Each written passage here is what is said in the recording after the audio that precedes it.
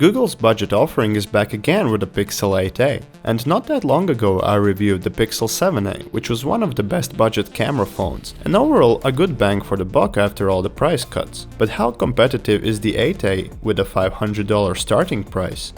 Let's dive in. It now comes in three main colors: Obsidian, Porcelain and Bay, which roughly resemble black, white and blue, as well as the Google exclusive Alloy Green, which is the one I got, because it is very distinct and green is my favorite color.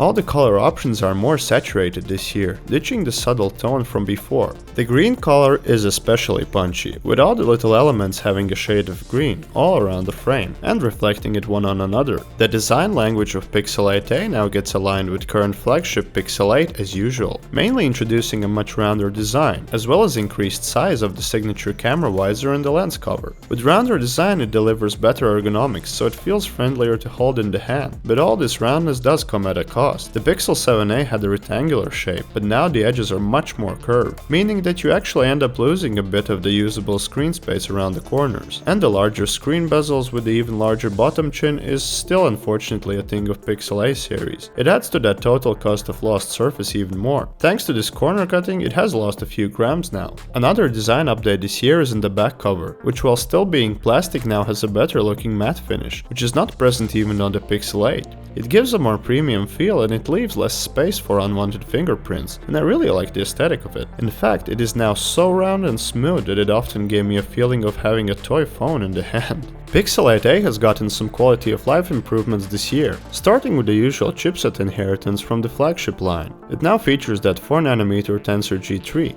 which brings better performance and efficiency.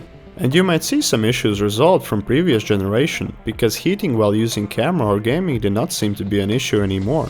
And most importantly, Tensor G3 enables all the new AI device-based features from Pixel 8. There are now two available storage options to choose from.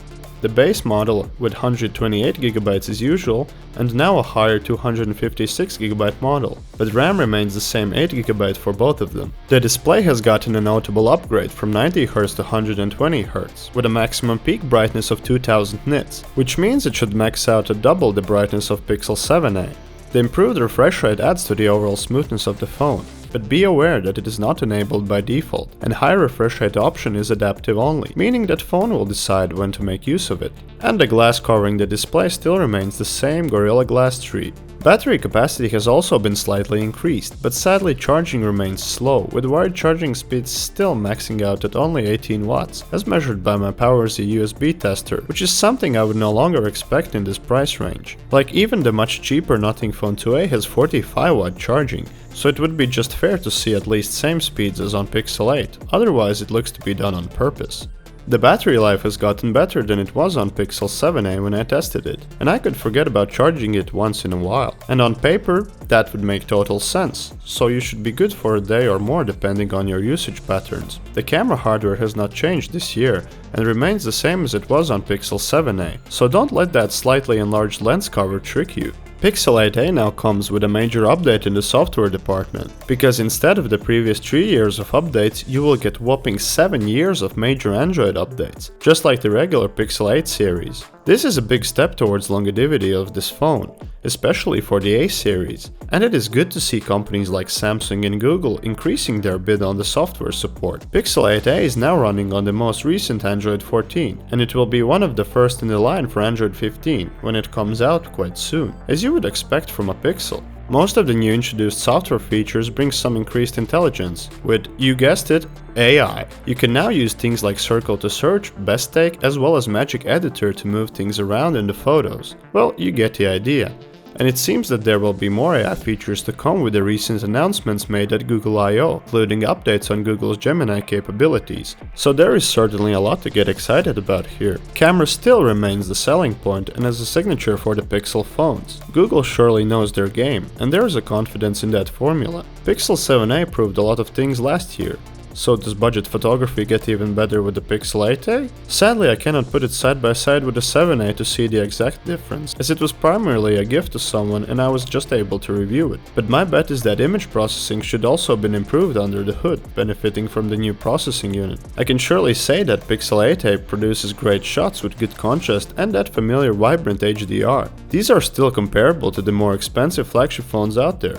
Selfie camera provides nice and accurate portrait photos, and the video recording remains pretty similar to what it was, featuring that solid robot-like stabilization. I always love to see how the picture is not moving at all, even under the most extreme circumstances. Sadly, some options like the photosphere are no longer present in the camera app, and while to some it may seem like a gimmick, it was a nice to have and Google could have just kept it there. I would always say that I enjoy using a Pixel phone, as with this phone Google is selling access to the whole Pixel experience and features itself rather than just a device, and this is why people buy Pixel phones. And I think that the Pixel 8a is now the cheapest entry ticket to all the latest and greatest features, but even with all the bells and whistles, Pixel 8a is still going to have a hard time. See, doing a review on the Pixel 7a a long time after launch made things much easier, as price consolidated over time and it also brought a lot of value to the table, but ever since the initial prices became higher, the post-launch period got a bit harder for the Pixel A series, as the $500 range is no longer a place for the word budget phone to be thrown around that much, because here you also go for higher expectations, and there are many other phones out there to satisfy that. Surely Google has good trade-in options when buying a Pixel 8a. Here in Germany you could get €150 pure trade-in bonus. That is a fair discount which makes it much more appealing, but if we are talking raw price numbers here, then there are other solid phones you can get in this price range. While reading your comments, I learned that this situation also greatly varies by region, so often more appealing alternatives could be nowhere near the price of the Pixel 8a. But talking about those alternatives, those include Galaxy S23, OnePlus 12R, and even the regular Pixel 8, which finds itself just around $50 away, and this will get you slightly more of the Pixel experience. So, if you are on budget and camera is what really matters to you, then waiting out for a better price or a good trade-in offer on the Pixel 8a might be a good idea. But this might take a while, and in this time, the competition might be getting cheaper too, often featuring better hardware and also good cameras. Let me know what you think about the Pixel 8a in the comments. Is $500 a reasonable starting price, or you will be waiting out for a discount? Thank you for watching and see you in the next one.